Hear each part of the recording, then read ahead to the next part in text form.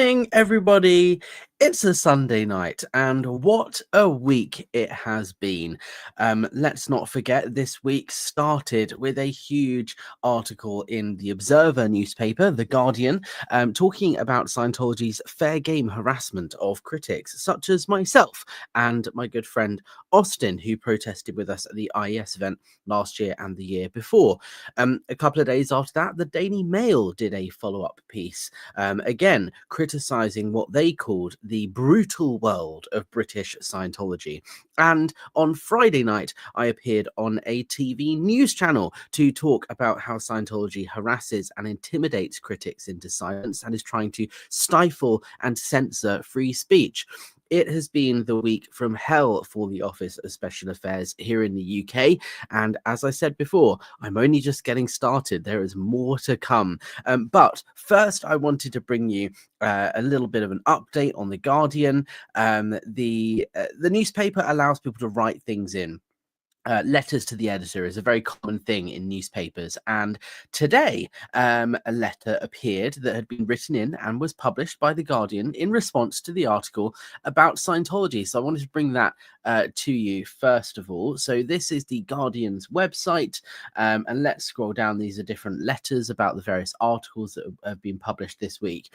And here, the cult of Scientology. So Rosemary, I don't know who Rosemary is, but preach it, Rosemary. We love Rosemary for writing into The Guardian, and we love The Guardian for publishing it. Here's what Rosemary had to say. Regarding your story about the Church of Scientology, the same sort of thing happened to former Scientology members in California. And then there's a link to the article. Investigation. This is not a religion. It is a cult founded by... Oh, why have we randomly scrolled? It's the BTs. It's the BTs. This is not a religion. It's a cult founded by a mediocre science fiction writer because he thought he could make more money founding a religion than writing. Its beliefs are so outlandish as to be laughable, and from what I've read of its adherents' activities in California, it is all about having complete power over members' lives. This cult should never have been allowed to gain a foothold as a religion in the UK. And what a letter this is. Preach it, Rosemary. I think this is an indicator that the narrative is changing around Scientology. People are starting to see this group of people for exactly what it is. And I'm so glad that she wrote in and it was published in the article. In The Guardian today. Now, let's say hello to some of you guys in the chat. We have D. Thompson here. Morning from mid-North Coast, New South Wales, Australia. Hi, thank you for joining. Danielle Chamberlain is in the chat. Hi, Danielle, good to see you. You're up late.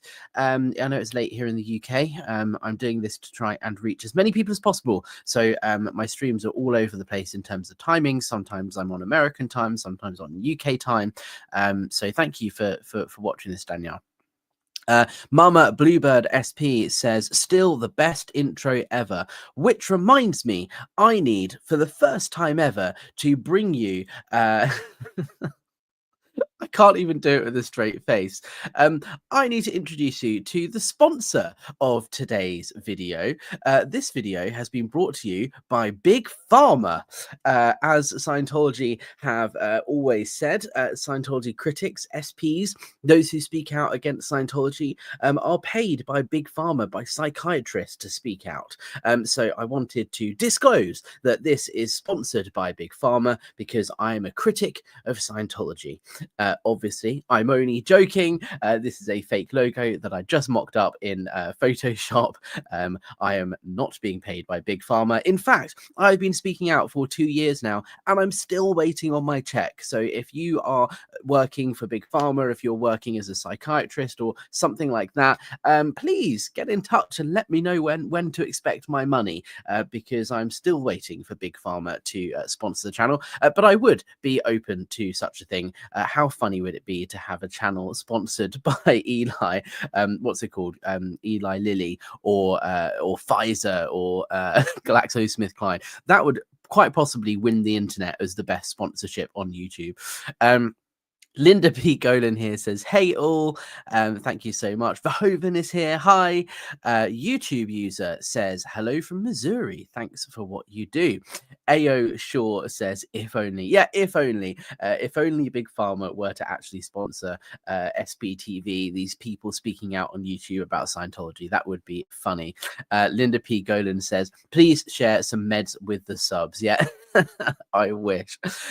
Mama Bluebird SP says, drinks on Alex when that check arrives. Oh, you can be sure I will be putting that money to good use when it arrives. But unfortunately, I'm not holding up much hope. I'm soon coming to terms with the fact that Scientology must have lied about the fact that people get paid by Big Pharma to speak out about Scientology. In fact, every psychiatrist, psychologist, or mental health professional I've ever spoken to ask about the impact Scientology is having on the psychiatry world, they have all said that Scientology is nothing but a bug on the windscreen that has been splattered and can, for the most part, be ignored. They have no impact on the world of psychiatry whatsoever. They're just known as being a bit of a pain sometimes through their Citizens Commission on Human Rights. Anyway, let's move on to the main topic of today's stream. So we all know Scientology goes after critics. We all know that they engage in fair game. I've covered this extensively on my channel in the past. Now, in response to some of the media and press that I've been getting this week, I've had a number of people contact me who are under the radar, people who are currently in Scientology, people who have family members and loved ones that are in Scientology, and they're concerned about them. And one person sent me this email, which I asked if I could share, and this person said, yes, no problem. We agreed what would be redacted from it, so it is heavily redacted so as to remove personal identifiable information. But I think it is really important to share this email with you because it shows how Scientology responds to concerned family members who have loved ones who are part of the Sea organization. Now, and also twists the narrative. Now, this email dates back to when the Going Clear documentary came out, and this person emailed their loved one in Scientology concerned about their well-being and said, basically, I've seen the Going Clear documentary, and there's loads of worrying allegations that have been made in this thing, and I'm worried, I'm concerned about you. And what I'm going to share with you is the response that this family member had received. Now, one thing to note, this family member is not a Scientologist. So this is somebody who has a loved one who is in the Sea organization. And at the time, this person was at St. Hill. Whether or not they're still at St. Hill, I don't know. Whether they've been moved on or whether they are in a different org somewhere, that is not something that I'm privy to. Or even if I was privy to, I wouldn't share that with you. But at the time, this person was at St. Hill, which is why it's important to show how they try and flip the story of Going Clear to Scientology being the victims. And I don't actually know if an email like this has been shared before.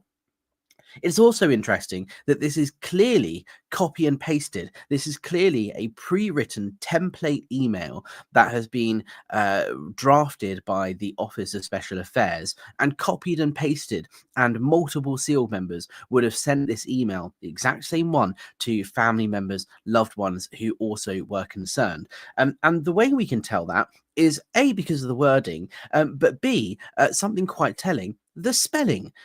English and American English are very, very similar, if not the same, in many, many ways. But there are a few subtle differences, a few words that Americans spell differently to us Brits here.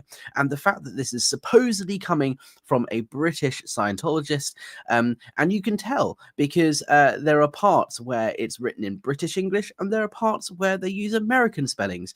So it is very, very clear that this email was written by the Office of Special Affairs over in America, and it has been approved and then copied and pasted, and then a few lines have been added to make it seem personal to this family member who received it. Lou Peter is here. Hi, chat. Alex and Danielle catching up on 2x. Thank you for joining and welcome. So let's have a little look at this email. As I said, it has been heavily redacted so as not to dox the person who sent it to me. But let's just read through it. Dear Blank, I took the time to look into the Going Clear video. To be honest, I was shocked myself. Okay, first and foremost, right? So this is coming from a Sea organization member. It doesn't say I watched the Going Clear documentary. It says, I took the time to look into the Going Clear documentary. And that's because Sea Organization members would not be allowed to watch the Going Clear documentary. They would not be given free access to the internet and would not be permitted to watch anything critical about Scientology. And if there are any SEAL members watching things that are critical of Scientology, they're doing so under the radar and they're not supposed to be.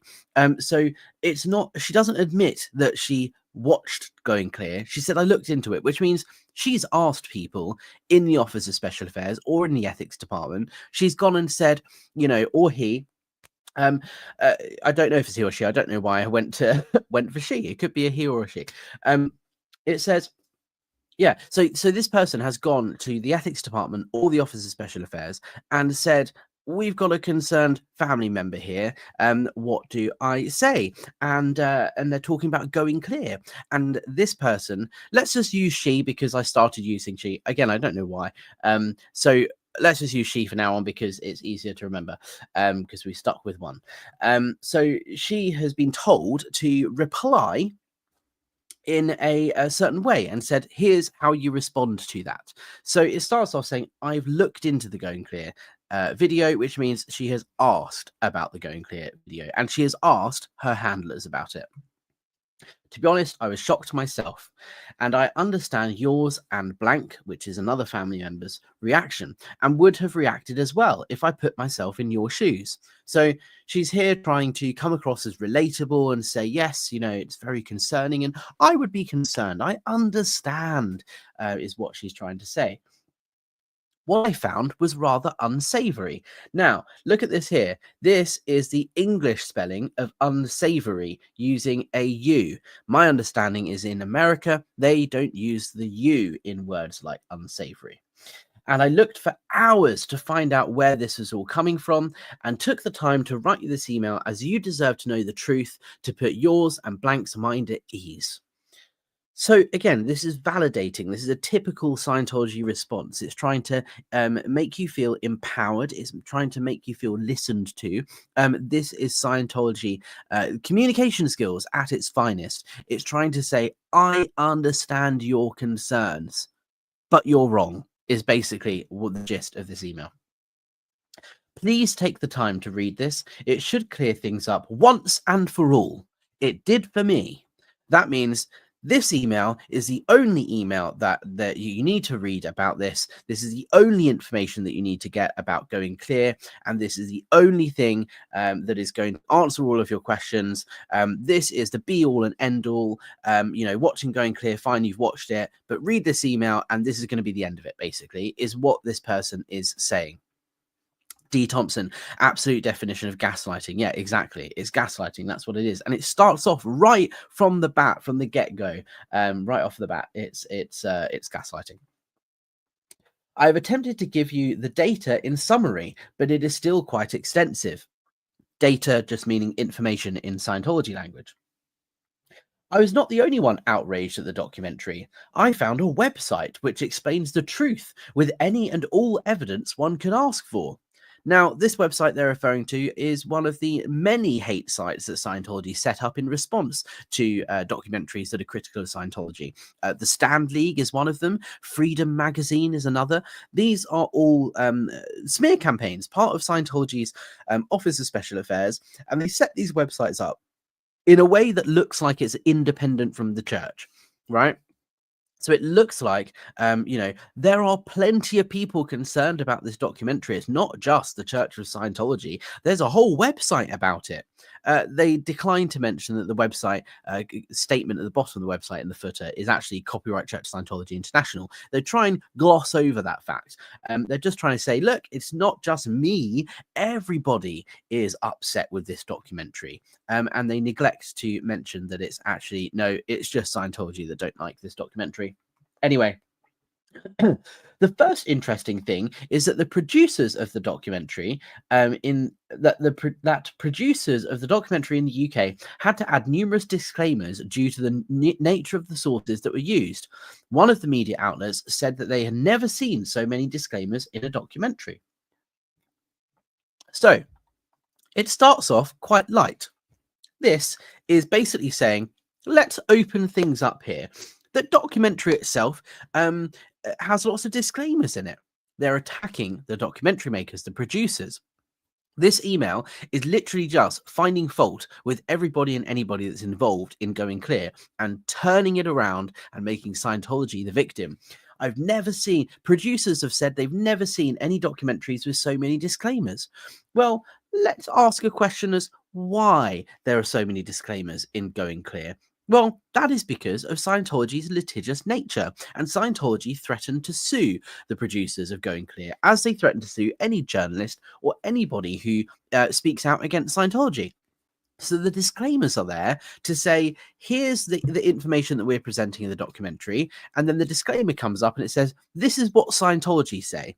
So obviously there are going to be lots of disclaimers because Scientology disagree with everything that you're saying, because that's their tactic, is to never accept any criticism, but to deny it and attack the person who's making the criticism. So they said there's lots of disclaimers, and therefore this is kind of assuming what this person is saying, but it sounds like this person is saying the fact that it has disclaimers means that it's not a credible source of information. But no, the reason there are disclaimers is because of Scientology, not because of the documentary makers or the producers. The guy that made the documentary is called Alex Gibney, and it was produced by HBO. Though this is presented as a documentary in inverted commas on Scientology, he did not walk into one church, did not interview one Scientologist, did not verify any of the information used. Rather, he informed the church once the film was completed. Now, one thing I'd like to note here is anybody making a documentary about Scientology will be shown the door if they are at a Scientology property. In fact, it was quite a rare occurrence for BBC Panorama to be granted so much access to the Church of Scientology, which is why it made such big waves in the world of ex and anti-Scientology, because actually they let the cameras in through the doors for the first time, and it went pear-shaped because all it did was expose Scientology for their tactics of fair game and harassing people, including John Sweeney, who produced the BBC Panorama documentary. So after that happened, Scientology went back to their original policy of never working with journalists. So if you go and write to St. Hill and say, hey, I want to make a documentary about Scientology, they will send you a statement, but there's no way they're going to let you into a church and take you on a tour. That was an exception made for BBC Panorama, and because it backfired, it will never happen again. So the fact here that the fact that this person is using that as a reason to discredit the Going Clear documentary is actually quite laughable. It's saying this documentary clearly has no idea what they're talking about because they didn't even set foot in a church. And it's like, well, yeah, I'm sure they would have loved to have gone to a church and filmed an interview with David Miscavige, but that wasn't offered to them, and it would never have been allowed in the first place. But again, they neglect to mention that. It's just twisting the facts and the information. The International Management Office attempted to reach him through numerous letters to set straight his information and give him the true data about his sources, but he refused contact. Finally, HBO's lawyer invited anyone who might have connection with his sources to come forward, and 25 people flew from all over the US to New York to be interviewed and present the facts. Even though HBO knew they were there, they then refused to see them. So it is a one-sided account, unfortunately based on lies from bitter ex-Scientologists. Irish Mart here says, shows their arrogance, thinking they could control the narrative and must never have watched any Panorama episodes. Yeah, exactly. That's what they're trying to do, is control the narrative here. At the center of it all, again, here we go. Here we see it's copy and pasted because they've used the American spelling of the word center. In the UK, we write center C-E-N-T-R-E. The E and the R are switched round. So even though this email began with an English spelling, it's now using American spellings. It is copy and pasted. At the center of it all is a guy called Marty Rathbun. This guy was in management in the early years when I was working at St. Hill, though I never met him. He was in the US. I have always known that he is now causing problems for the church, but did not realize how far he has gone. Again, realize here, spelt in the American way, not the English way. In English, we use S. In America, they use Z. Pretty much all the accusations made in that documentary originate with him. Looks like he has dedicated his life as an anti Scientologist and sells his story and groups together any others who want to partake and reap the benefits. Marty Rathbun was in a position in international management, directing external affairs. He has a history of mental instability. Now, this I think is particularly telling. Scientology have a textbook of insults and words that they can use to attack critics and former members. One such insult is he has a history of mental instability. The reason I'm stopping on this one for a second is because does that sound familiar? Let's have a look at the hate site that Scientology set up in response to my criticism of their abusive actions. This is the Stand League website, and let's just read the first sentence. Alex Barnes-Ross is a grifter with a history of mental instability. They use exactly the same words to attack two very different people who are from two very different time frames and two people who have very different problems with the church. But nonetheless, it's a textbook, a history of mental instability. It doesn't matter if you actually do or don't have a history of mental instability. The fact is, Scientology will claim that. They just have a book of attacks they can use, and they just copy and paste it and apply the same things to everybody that speaks out against it. It is just lies and attacks. But anyway, I thought it was funny that they were using exactly the same insult against somebody else. And this email is dated from like over 10 years ago. So I just thought that was funny to bring up, that their book of attacks hasn't changed. In 1993, he had a major breakdown and got a sabbatical for 2 years, given accommodation aboard a cruise ship paid for by the church. Again, right? This is made to sound like something nice. It's trying to say, Marty Rathbun was having mental health problems, and so the church were nice and paid for him to go on a cruise to try and sort his head out. Right? They neglect to mention that cruise ship is Scientology's own cruise ship, the Free Winds. It wasn't paid for by Scientology. It was provided for free by Scientology. It doesn't cost Scientology anything to send someone to their ship on the Free Winds, apart from the travel there and obviously the food and stuff that they get when they're on board the ship. But they own and run the ship. It's not like they paid for him to go on some fancy cruise around the Caribbean and have a nice holiday with swimming pools and cocktails. No, he was sent to the ship that Scientology own to do some sort of ethics program or handling because of whatever reason. D. Thompson says here, Marty is back in. Yeah, and that's also another thing to consider. Marty has since gone back into Scientology as far as we are aware. Bok Buddy says, bitter ex-Scientologists sounds like apostates. Yeah, that's another claim that they use against me and everybody else, that we're just bitter apostates. That's why my channel is called Apostate Alex, because I'm trying to take back that power from the language that they try and use to brand us as enemies of the church. It's possible to be an apostate, which means somebody who's given up their faith. It's possible to be an apostate without necessarily having a disagreement with an organization or an axe to grind. Daniel Chamberlain says the author obviously doesn't know Marty Rathbun is back in. Well, let's remember this email was written at the time the Going Clear documentary was released. This isn't a recent email. So at the time, Marty had left because he was in the Going Clear documentary. So this was before Marty went back in. Lupita says, classic move. If you can't counter the message, attack the messenger. Yes. And this is just the start of the attacks because it goes into depth. The attacks just get more and more vicious. Now, let's not forget, this is an email that is supposed to satisfy a concerned family member. A family member has contacted them and said, I'm worried about my family member who is a Scientologist in the Sea organization. Please reassure me that they're okay. And all the things that I've heard about in Going Clear are not true. And what they've done is actually not address any of the claims made in Going Clear, but instead they've just attacked anybody who featured in the documentary or who was a part of the making of it. So it's complete reversal. Darvo is at its finest. Years later, he had a similar breakdown, and the church paid for $85,000 in medical expenses.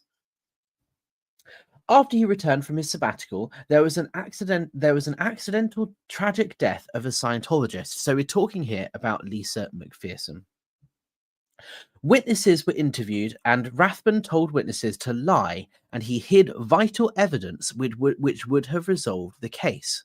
So this is interesting because what this is doing is confirming that Scientology tampered with evidence. Although they're putting the blame on Marty Rathbun, this is an admission from Scientology that they tampered with the evidence. They're saying that happened by one of our executives, but we've now kicked him out and he's not a part of the church anymore. But they are admitting that they were engaging in foul play around the death of Lisa McPherson, which I think is significant. This evidence was later found hidden in Mike Rinder's office, another one of the documentary sources. This cost the church $43 million. Now, I don't know how accurate that figure is or whether that is true or not, but it's an interesting figure.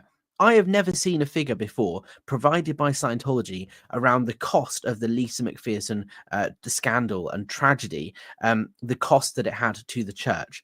Here we have Scientology officially confirming that the whole Lisa McPherson thing cost them $43 million.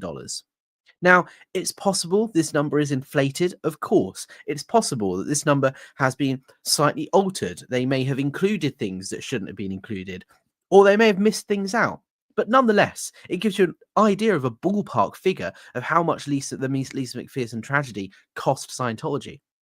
For those of you who don't know, Lisa McPherson was a Scientologist who very sadly passed away after having a psychotic break at the Scientology's headquarters in Clearwater, Florida, and she needed some severe mental health support and help. But unfortunately, she tragically passed away on the property and was taken to a doctor many miles away rather than to a hospital after being put on what's called the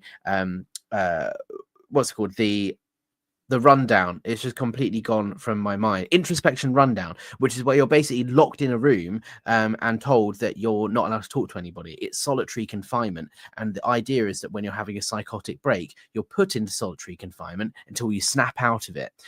That's what happened to Lisa McPherson, and it made her psychotic break worse, and she very tragically died. And apparently it cost the church $43 million, right?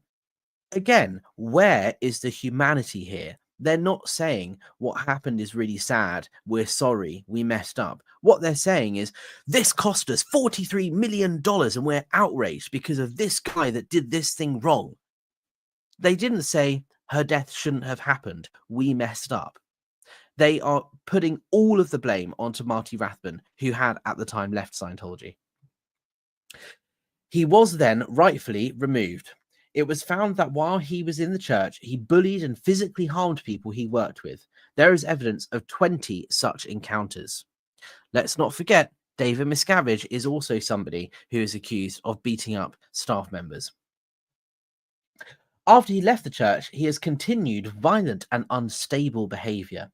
He has been arrested in Texas for causing bodily harm to a Scientologist. He was arrested on his honeymoon night in Orleans for a drunken and disorderly conduct and put in jail overnight, and is openly discourteous to officials.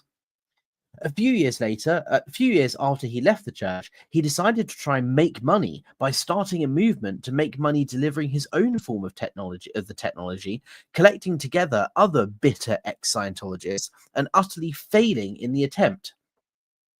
He then turned to try and make money by attacking the church with fabricated stories, leading the group of ex-Scientologists. Now, again, this is almost identical to the attacks and the claims that Scientology are using against me at this very moment in time, and everybody else who speaks out about Scientology. They literally say the exact same words, that we are just bitter ex-Scientologists that fail in everything in life, and we're just trying to make money from attacking Scientology. Which is why I made the joke at the beginning of this stream about being sponsored by Big Pharma, because that is the claim they make. They make that they say that anybody who speaks out about Scientology negatively or critically is paid to do so, and they're just bitter people with an axe to grind. That is not necessarily the case. These stories of the stories of these ex-Scientologists he is associating with and who were used in the documentary as reliable sources in quote marks are not any prettier than his own. I looked into a few and it told me enough. Mark Headley. He was at an organization called Golden Era Productions on an audio-visual job. He disappeared after it was found he was secretly selling church equipment on eBay and stole the money, at least $15,000. Now, anybody who is familiar with Mark Headley's story will know that that number of how much he supposedly stole from Scientology changes and has changed many times over the years. I believe they claimed it was a couple of $1,000s. Then it escalated to 15,000, and then it escalated to 20 or 30,000 or something like that. You'll have to ask Mark himself. But that number changes as time goes on. It just gets bigger and bigger. Also, let's not forget to mention that that didn't happen. Mark has talked about it on his channel. And he didn't just get up and leave after he was caught stealing. He had to escape the international base on his motorbike and was chased down the road by a Scientologist. And it was only because the police intervened that he was actually able to escape Scientology. He didn't just leave, he had to escape. What sort of church has a situation where people have to escape from their international base? It's absolutely outrageous. But again, this is them twisting the truth of what actually happened to try and discredit Mark as somebody who appeared in the documentary. After he disappeared with his wife, he then filed 2 lawsuits on the church with allegations of human trafficking. This went nowhere, and the lawsuits were dismissed as it was found by the court that in reality they had a good life while working in the church. Him and his wife were ordered by the judge to pay $42,000 in court costs. Now, I believe it's true that they did lose the court case and they had to pay $42,000, but my understanding is it was not dismissed because their claims were found to be untrue. It was dismissed because they filed the wrong type of lawsuit, and by the time they found out, it was too late to file the lawsuit to cover the things that they wanted to cover, such as human trafficking. Bok Buddy here says blew and was ran off the road, then escorted to safety by police. Yeah. D. Thompson says his wife also had to escape. Yeah. Mark didn't leave with Claire. Mark had to escape, and then Claire had to escape afterwards to go and join him. They weren't allowed to talk. She was actually put into punishment and interrogations after her husband left, because somehow it was seen to be her fault that her husband left. They punish people for leaving Scientology or attempting to leave. Despite this being the case, the documentary uses these lies as source, as if they were fact, even though it was already proven by the courts to be complete lies and was an attempt for the guy to get more money out of the church. Mark Headley is supposedly the whistleblower. However, he has admitted under oath he was on the payroll of tabloids spreading lies about Scientology. He admitted he was paid at least $16,000. I've never asked Mark about that. I don't know how true that is. But my experience with the tabloids is, and the press in general, is that journalists don't pay you for your story. Speaking to the press, to the Guardian, to the Daily Mail, it's not something where there's ever a discussion of how much money is going to change hands. It's a case of, here's a story, please put it in the press because I want the world to know about how harmful and dangerous this organization is. And the journalist going, okay, thank you. And then they publish the story after obviously doing their own research and writing the article and doing all the stuff that a journalist does. It's not like they go, oh, thank you for the story, here's a load of money. I wish I got paid for the press that I've been getting over the last week. Can you imagine? Maybe then I'd be able to actually afford my rent, which is why I ask for support through my channel, because I don't make money as an activist. Most people don't. That's not how it works. That's not why I'm doing it. Things like StreamYard, obviously I'm using the free version at the moment, but of things like StreamYard, the subscriptions, Photoshop, all the other stuff that comes with being an ex-Scientologist activist costs money. Running a website, having to get extra protection and security measures installed, because believe it or not, there are 1,000 attempts made to hack into my website, Scientologybusiness.com, every single day. There are numerous attempts to try and disrupt my digital profile, and all of that stuff costs money to deal with.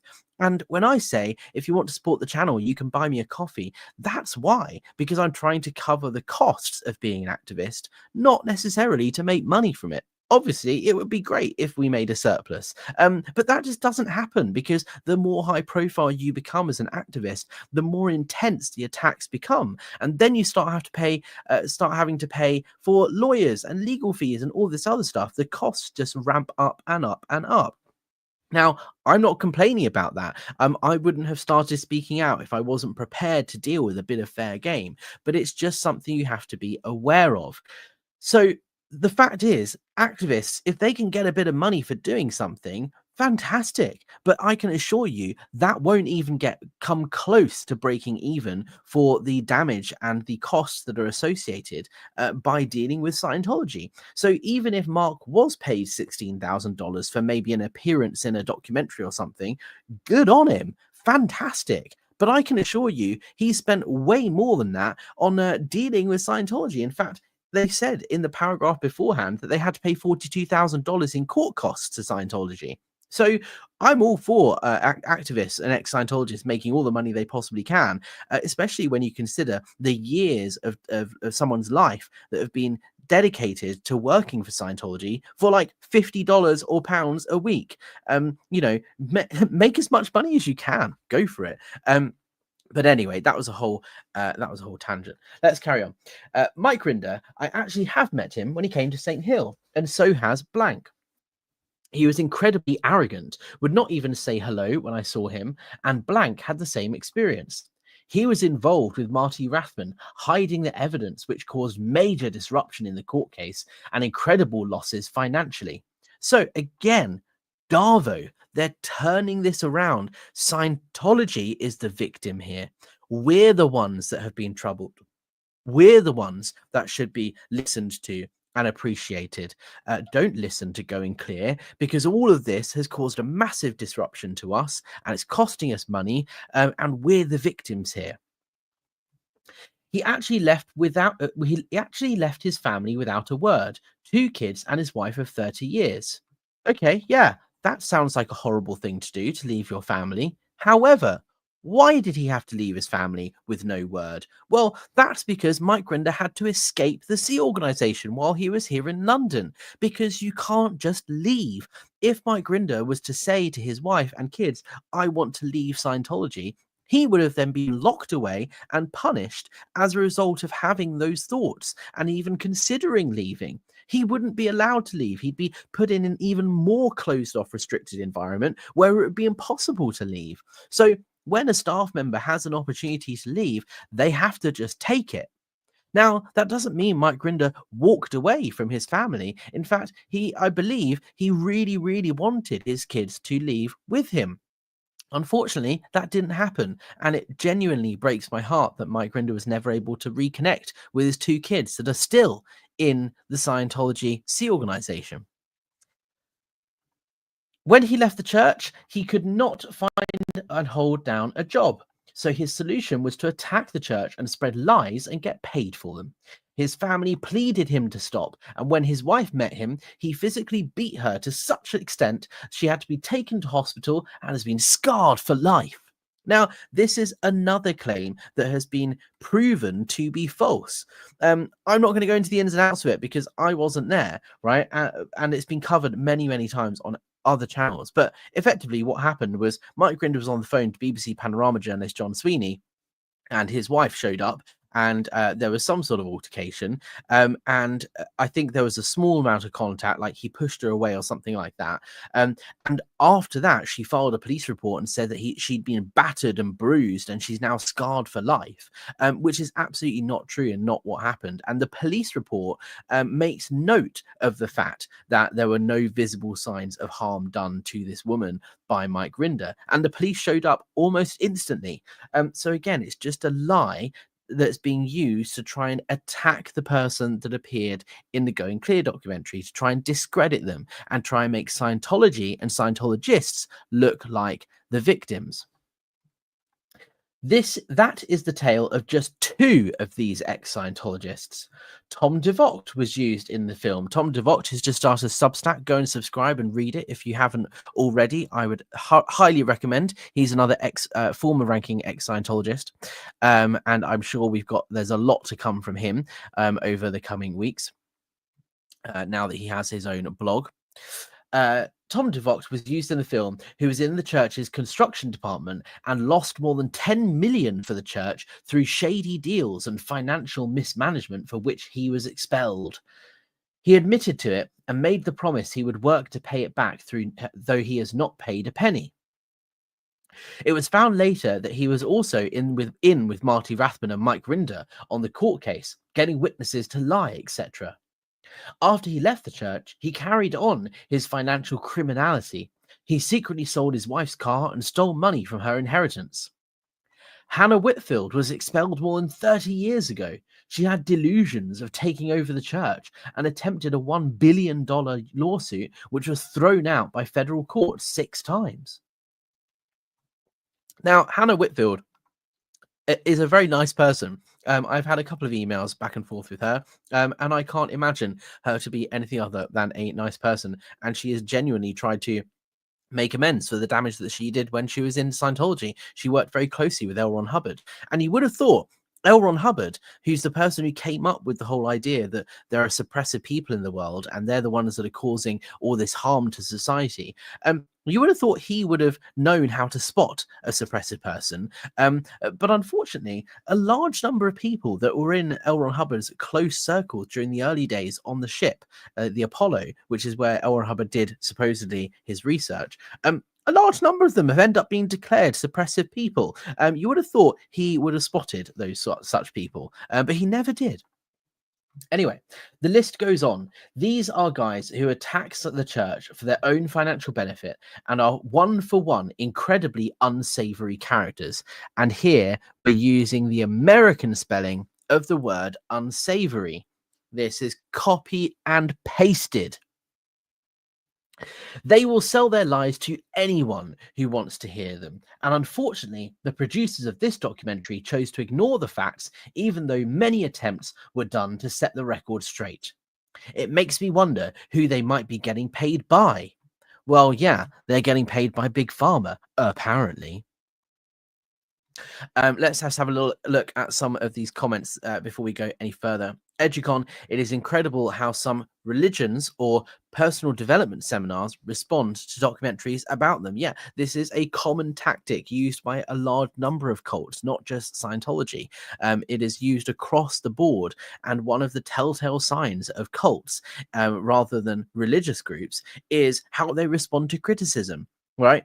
If you look at the Catholic Church, for example, and the abuse scandal that is ongoing, I don't want to open that can of worms and make this video about that. That's not what I'm discussing. But what I am just going to say is the way they have responded to the allegations of abuse and the child essay that's gone on inside the church is wildly different to how Scientology have responded to the exact same claims. That's all I'm going to say.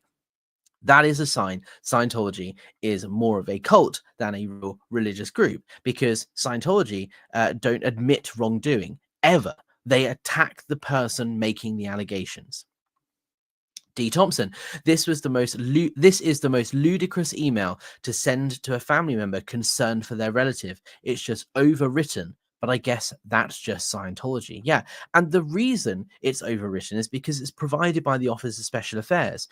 It is pre-written by the PR department, because in Scientology, you're not allowed to just have a regular contact or communication with a family member who's concerned about you. that person is directed to respond in the way Scientology want them to respond. What would have happened is this person would have gone to his or her handler and said, "Hey, look, I've got a concerned family member. What do I say? These are all the things that they've said." And there would have been a whole program developed on how to handle this situation, because in Scientology, the policy is handle or disconnect. If you don't handle this critic, this criticism, this issue, you have to disconnect from this person, even if they're a family member. Disconnection means completely cut them out of your life, not even a Christmas card.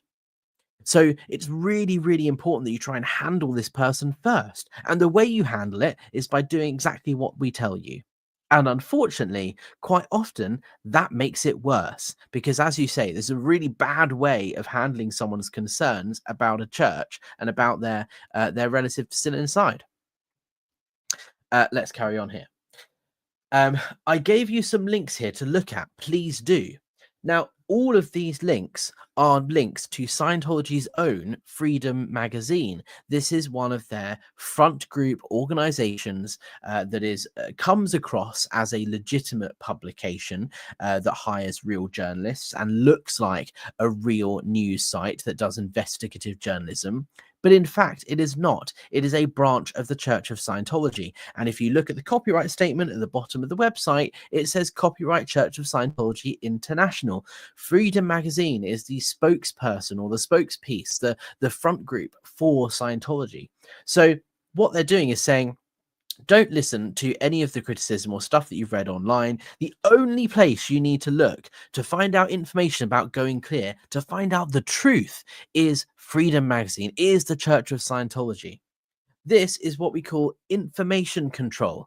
They are trying to say there is only one source of real information, of true information, and that one source is Scientology. You don't need to look anywhere else. Smokescreen alert. Don't look anywhere else. Don't think about it. Just listen to us. We're the only ones that know about everything. That's what they're saying. And it's ridiculous that you would have thought they would have, spruced this up with a couple of different links to different organizations or different newspapers. But the fact is they couldn't do that because all the newspapers, all of the media coverage at the time were talking about how bad Scientology are for engaging in abuse on various levels and attacking critics. There wasn't a good piece of press about Scientology during this piece of time. So that's why there's no other links, because the only publication that was actually addressing it and trying to make Scientology's case was Scientology's own publication. That website has all the facts, right? It has all the facts. Smokescreen.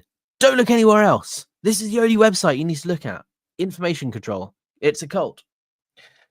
Meanwhile, we are one of the largest organizations who voluntarily work to help people.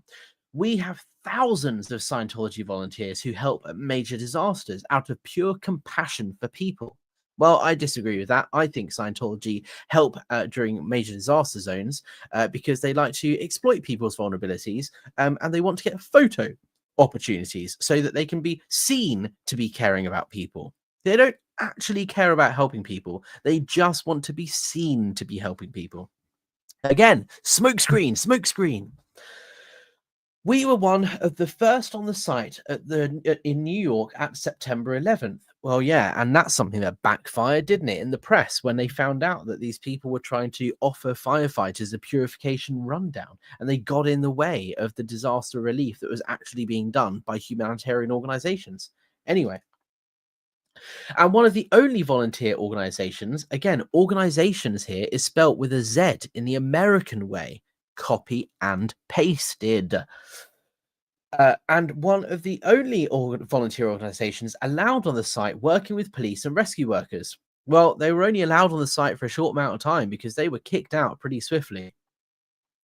When the Haiti earthquake struck, volunteers took time off their jobs and flew to Haiti with medical supplies and spent hundreds of hours helping at the disaster site, literally saving lives. Well, you know what else they did during the Haiti earthquake is they actually sent a photographer from the United Kingdom to go to this earthquake to take pictures for Scientology's PR propaganda machine. They didn't just send volunteers. They sent people to take pictures of Scientologists responding to the earthquake so that they could use it to promote the good work they're doing.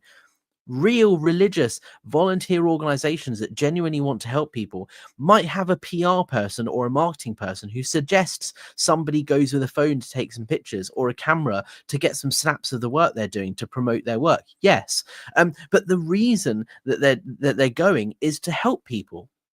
And they'll only send a photographer or somebody like that if they have the budget and the ability to do so.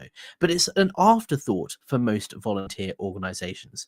For Scientology, the key thing is getting the pictures. So you can be sure the photographer is one of the first people that showed up to the site, because that's the only reason they were there.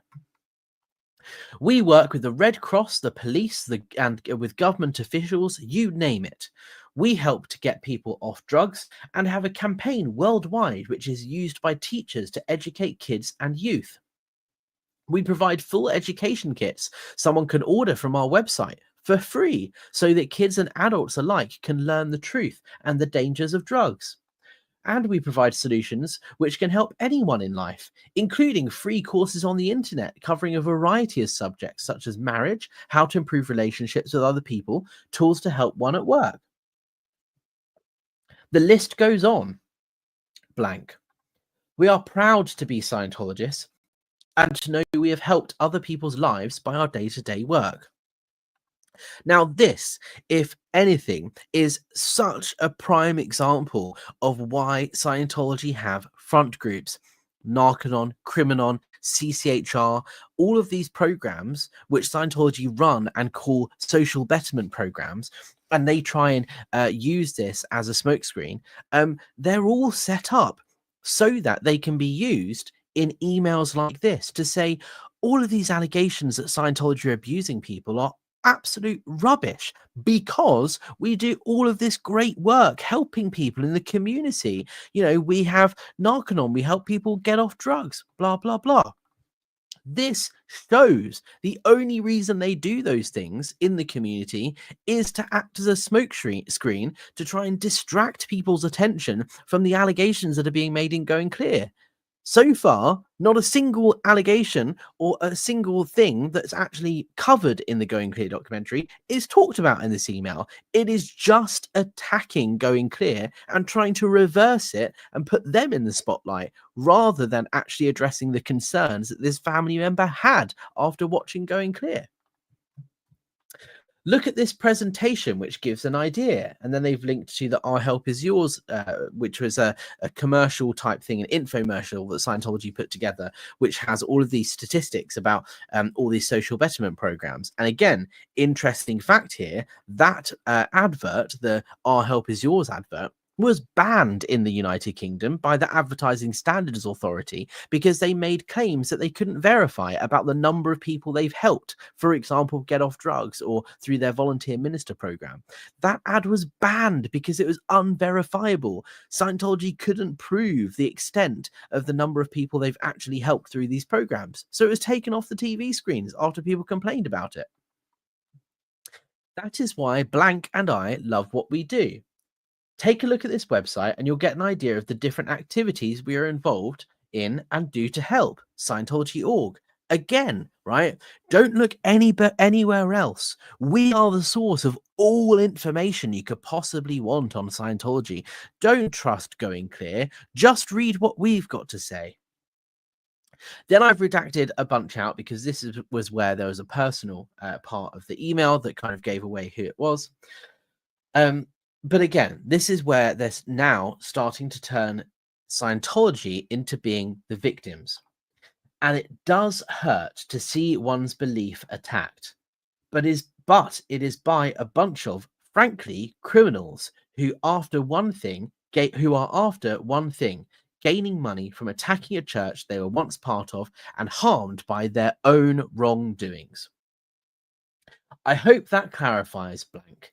And I hope you have a chance to show some of it to Blank. Blank and I love you both. It is not fair Blank has to feel stressed about either of us because of other people's lies. You and Blank are very much part of our life and are important to us. We can have a chat or you can email me back, whatever you prefer. but I will feel a lot better once I know that it now makes sense to you. Big hug to you. Okay, so now I know this makes sense to you. What they're saying here is I will feel better once you confirm to me that this email has satisfied all of your problems, because I've given you all the information now. And if you continue on this line of being concerned about your family member, you're going to be in trouble and your family member is going to have to disconnect from you. What an email. That is the end of it. I don't know what you guys think about it, but I think this is really important to highlight. And I'm also interested to see how many other people received this exact same email around the time of the Going Clear documentary. Um, it's just classic Scientology, fair game, attack the critics and never defend. Office of Special Affairs, copy and paste jobby, that was supposed to satisfy someone's worry about a family member. In fact, what it ends up doing is attacking the documentary and saying, hey, don't listen to them, listen to us. And in fact, you should join Scientology, right? It's just completely absurd, if you ask me. Let's have a look at some of these comments before we wrap up here. Zoe B says, catching up, irony being that mental instability doesn't hold the same negative effect it once did. Therefore, by Miss Gabby Elf using that antiquated language, he's actually soliciting empathy. Yep, that's a good point. The attacks that Scientology use are used because L. Ron Hubbard came up with them. They have a book of attacks. That's why they use the same phrases: mental instability, bitter ex-Scientologists, bigots, and all this other stuff. Because it comes from the book of how to handle critics and how to attack people that was written by L. Ron Hubbard himself. They cannot change policy. If L. Ron Hubbard wrote something, you have to do it exactly as he wrote how to do it. So you can't change the way you respond to critics and attackers in Scientology. They have to do what Ella H said. So if Ella H said attack the attacker and call them, mentally unstable, which is what back in the 50s would have been probably considered a bit of an insult or somebody to be wary of. Now there is so much information there about mental health out there in the world. People really understand that it is a real thing that people have to be worried about, is their own mental well-being. The whole narrative around mental health has completely changed since L. Ron Hubbard was alive. So saying somebody has a history of mental instability doesn't actually mean that that person shouldn't be trusted or listened to. In today's society, most people would read that and have sympathy for that person and go, that's really tough. I hope that person is okay. I hope that person gets the help and resources they need to overcome their struggles. So saying that someone has a history of mental instability nowadays actually isn't an attack. That's a really, really good point, Zoe. It's evoking empathy instead. It's actually hilarious that they still use that and haven't seen that the public perception on mental health has changed. Animal Audit Corner comment: it is unbelievable how they treat people around them, especially their credits. I think you mean critics.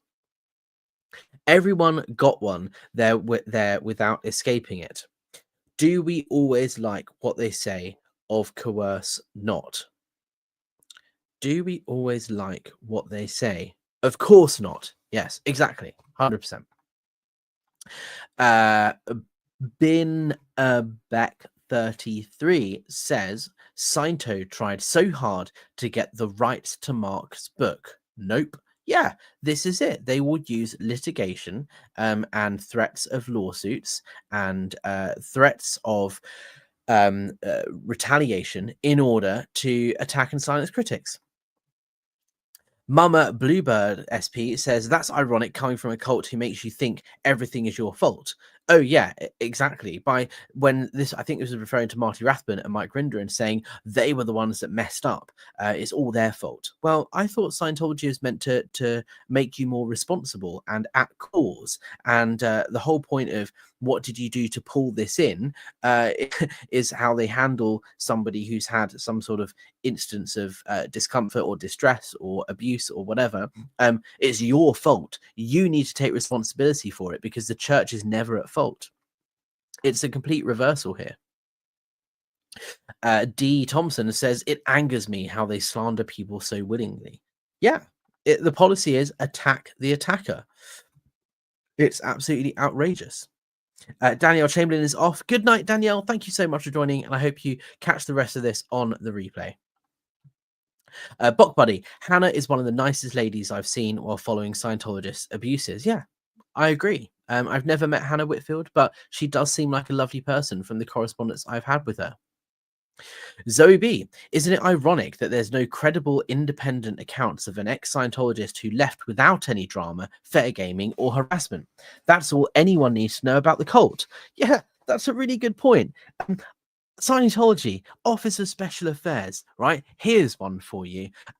This is a challenge. If you are watching this and you are a Scientologist, um, I would really, really like Scientology to provide some sort of evidence that somebody has left Scientology, no longer practices Scientology, i.e., they're not in the C organization, they're not a staff member, they don't do extension courses. They don't do assists or anything that is considered Scientology. They have left. They are not a part of it anymore, and they have moved on with their life. But has something positive to say about Scientology. Find me one person, one account of an ex-Scientologist that doesn't involve some sort of abuse. Please send it to me. hello@apostatealex.com is my email address. And I will happily share that on my channel. Just one. Find it. Send it to me. Please. Please do. Animal Audit Corner. Comment. Everyone got a credit. We always don't like what they say. Of course not. But we have to brush ourselves out and move on. D. Thompson. Oh my God, this is totally laughable that they think they contribute to society. Yeah, look at all the good things that we do. We help all of these people whilst also attacking anybody that says anything else negative about us. It's laughable. It really, really is. D. Thompson here again. They are dangerous to people, especially children, as they can't advocate for themselves. Yeah, and a High Court judge here in the UK ruled in 1984 that Scientology is dangerous and harmful because it is, I quote, out to capture people, especially young, vulnerable children. That is the ruling of a High Court judge in the United Kingdom. So officially, Scientology is a dangerous, harmful organization here in the UK at least. Just food for thought, and something that I don't ever want people to overlook. That ruling has largely been forgotten by the general public here in the UK, but it still stands. It has never been overturned, it hasn't been appealed, it still stands as legal precedent that is in force to this day.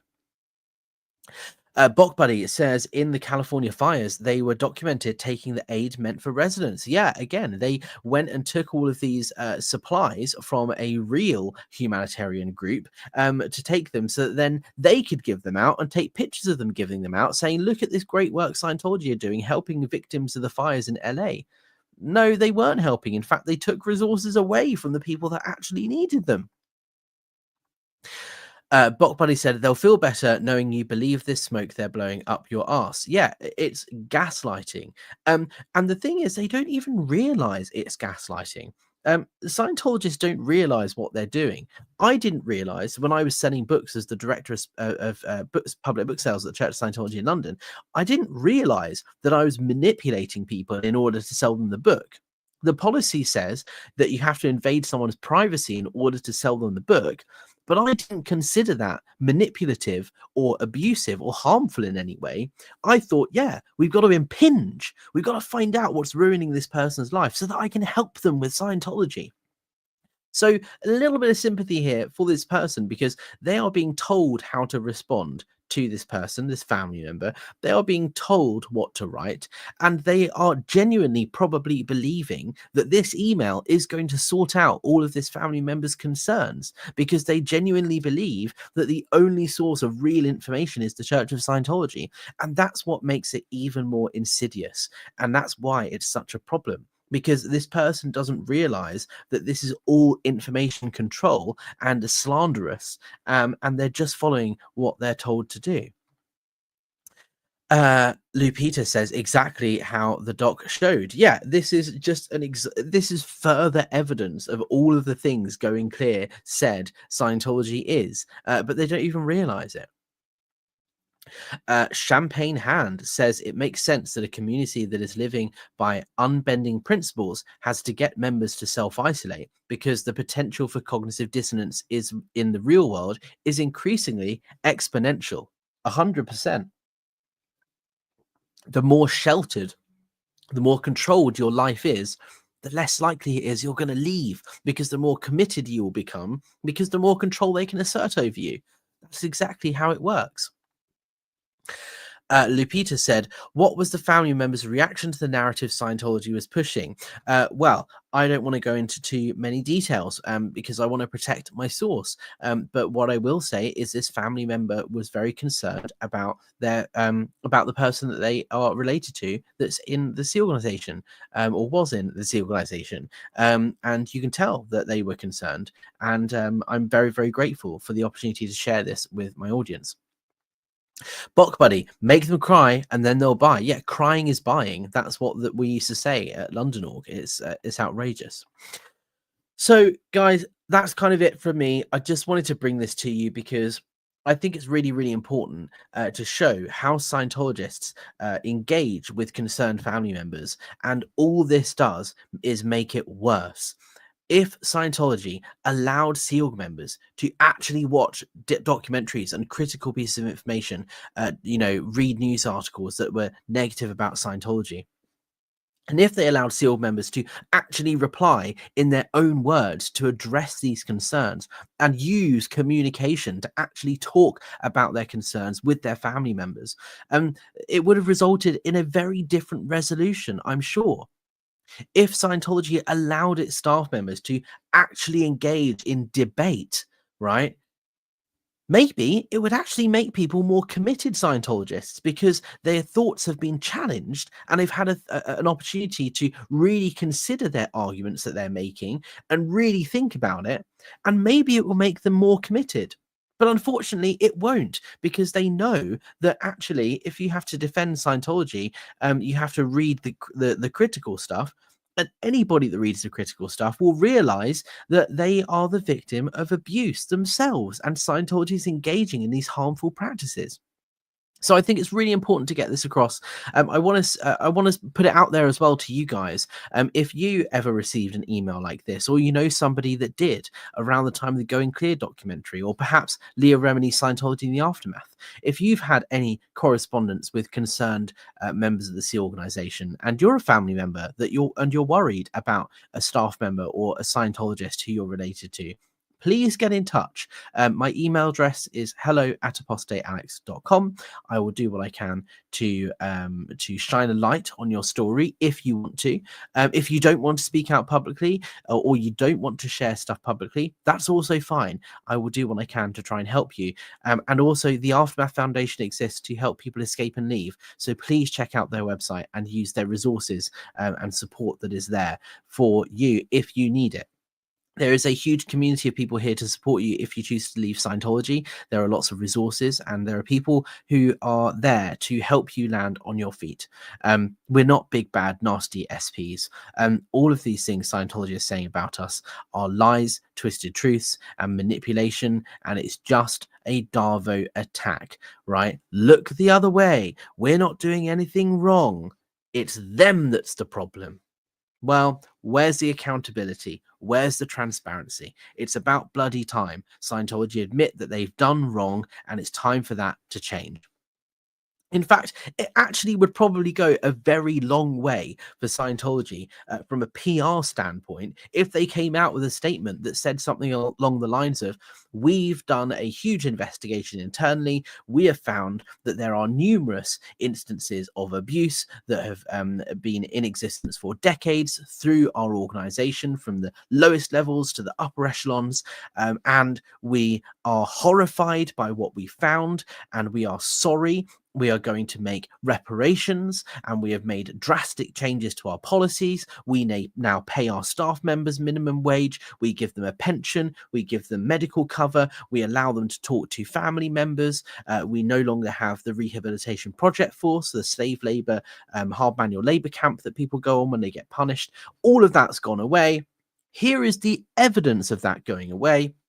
We're sorry, and we genuinely messed up and want to change things for the better, not just for us, but from a PR standpoint, but also for the members of the Church of Scientology, for the staff members, the people who are committing their lives to this thing. We want to do right by them. So we're sorry, we're changing it. And also, we're giving all of our staff members a bonus and back pay for the years of service they have already given. That would be the most perfect PR response Scientology could come up with. But unfortunately, they're never going to do it because, like I said, they have to follow Scientology policy as written by L. Ron Hubbard. And if that's what it says to do, you have to do it that way. There is no room for anything else like interpretation or nuance. Those things don't exist in Scientology. Scientology is a totalitarian, extremist belief system, and that is one of the reasons it is dangerous. So, thank you so much, guys, for tuning in to this late night Sunday review of this email. Let me know your thoughts down in the comments underneath the video. That helps push this out to more people. If you want to support the channel, please consider sending a donation through Buy Me a Coffee or PayPal, whatever works best for you. But the most important, number one way of supporting this channel is actually not financial. It's to comment, it's to like, it's to share on social media, it's to press the subscribe button and check the bell to all notifications so you get a ping whenever I go live. All of that stuff is most important because that pushes this video and the message out to more people. And those are things that you should be doing to all ex-Scientologists on YouTube, all protesters, all people who are trying to call for greater accountability, because the important thing is getting the message out there, not the individual creator. So yes, please support the channel if you want to financially. But the number one thing you can do to help this movement is share far and wide. That's it from me, guys. Thank you so much, and I will see you on the next one.